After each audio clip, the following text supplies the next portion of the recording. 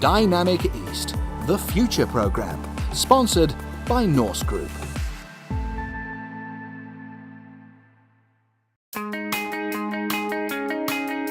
Think of East Anglia and it's easy to imagine a stunning rural landscape rich in heritage.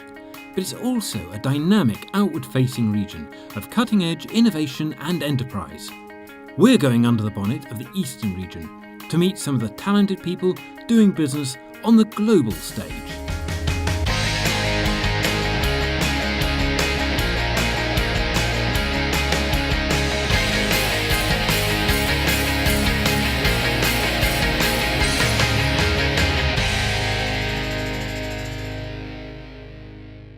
There was a time when Britain was known as a great sea power.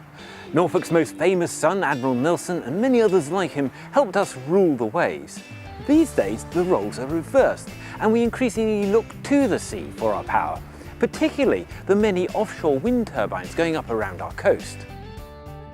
The East of England Energy Zone is already the UK's leading source of offshore energy, supplying wind as well as gas and nuclear. It also has a large pool of talented technicians and engineers working out of two of our ports, Great Yarmouth and Lowestoft, that lead the way in servicing the sector. Soon, these waters behind me could be home to one of the largest offshore wind farms in the UK. The Swedish firm Vattenfall has put in plans the Norfolk Vanguard field, named after one of Nelson's ships. This huge energy field could generate enough power for 1.3 million homes. To put that in perspective, that's 5 times the number of homes powered by the offshore wind farm near Sheringham and 3 times the number of homes that will be powered by the Dudgeon wind farm off Cromer, which starts generating in 2017. Renewable energy is really important for the East of England. We are one of the regions that are probably most vulnerable to the longer term impacts of climate change. We actually have one of the driest regions of the whole of the UK in terms of rainfall. We have the lowest lying topography of any other region in the UK.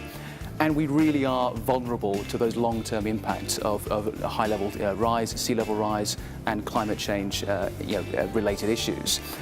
To mitigate and adapt to that, this region saw the opportunities of moving towards a low carbon and greener economy almost 10 years ago. And some major investments have been made along the way to make that happen. One in particular is the development of Orbis Energy as a leading innovation and incubation hub for offshore renewables.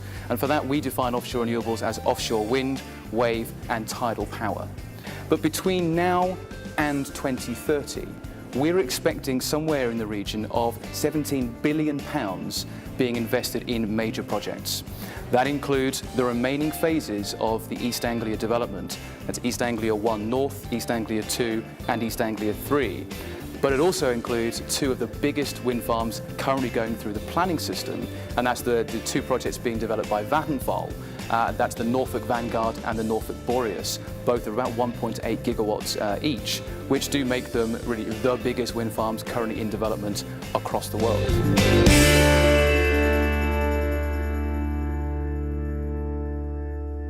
The energy sector is just one example of how innovative businesses across our region are tackling the global challenges we face. In our tour of the region for this series of Dynamic East, we've met many interesting and enterprising people. We asked them about the opportunities out there in the world and what's going to be powering their growth. I mean, we believe the prospects for the East, the Dynamic East, are really good. They're really strong. One of the things we need to do is get out into the marketplace, and I mean the marketplace in London and further overseas, to promote the fantastic area that we have that we call the East. And we really do have some exciting prospects in the amount of investment planned in the energy sector over the next few years.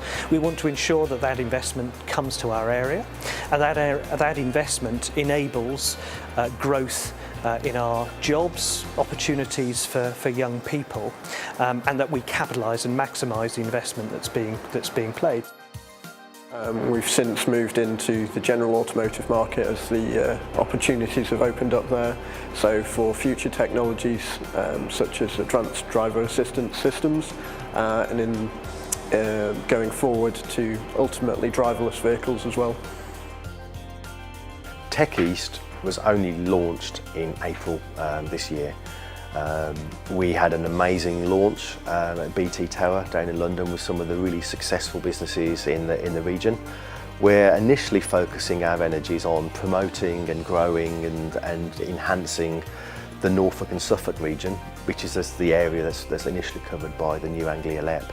And our plan is to kind of raise the profile, help businesses, help the digital sector grow and better connect it. So one of the problems that if you speak to any company, they say we cannot get skilled people. So in Innovation Martlesham we have companies advertising jobs and they find them very difficult to fill the jobs. So what we must do is to find a way of attracting talent, attracting skilled people to the region. And when we get those talented people there, we need to find ways of retaining them so they don't disappear off into other jobs elsewhere in the country. Clearly some will, but the more we can get, the more we can retain and the bigger buzz we have for the region.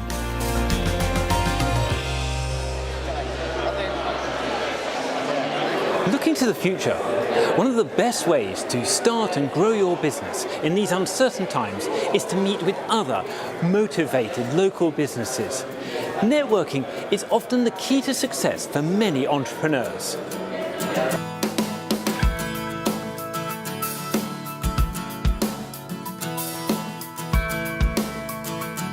And I think what's really exciting now is that actually we're now being recognised to be the fantastic place that we are.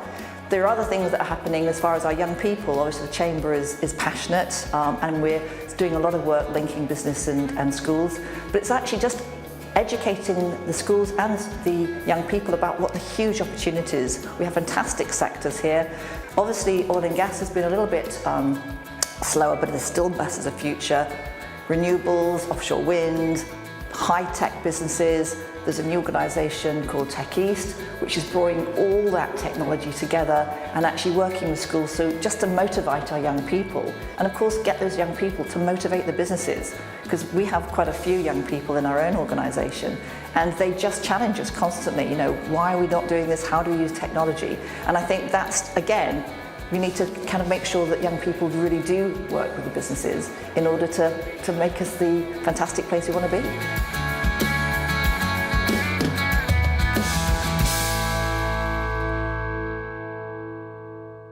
But of course, in a year that may prove to be as significant to the future of the UK as Nelson's Trafalgar was in 1805, all predictions have been turned upside down and inside out by one word: Brexit. Well, clearly Brexit has shaken things up and introduced change and uncertainty into the system.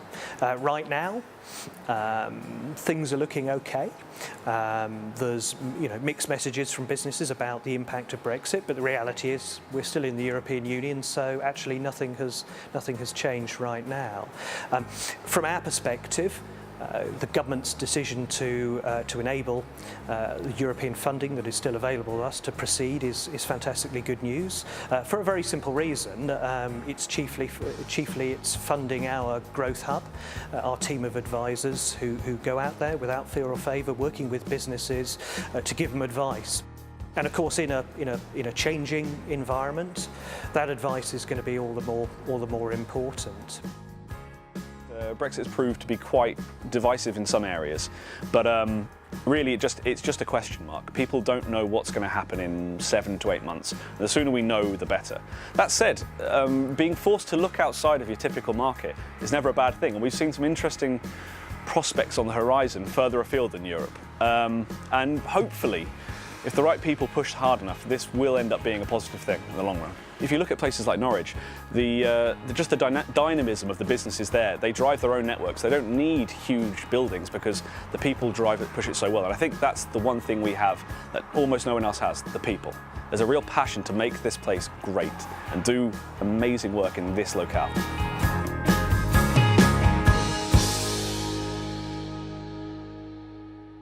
That's it for this series of Dynamic East.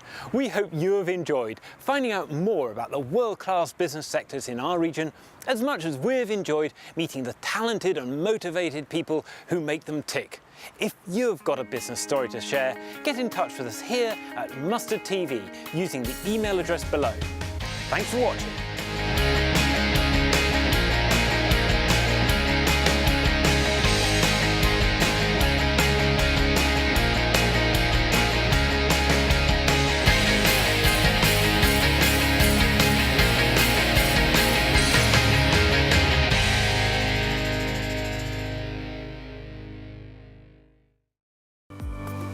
Dynamic East, the Future Programme, sponsored by Norse Group.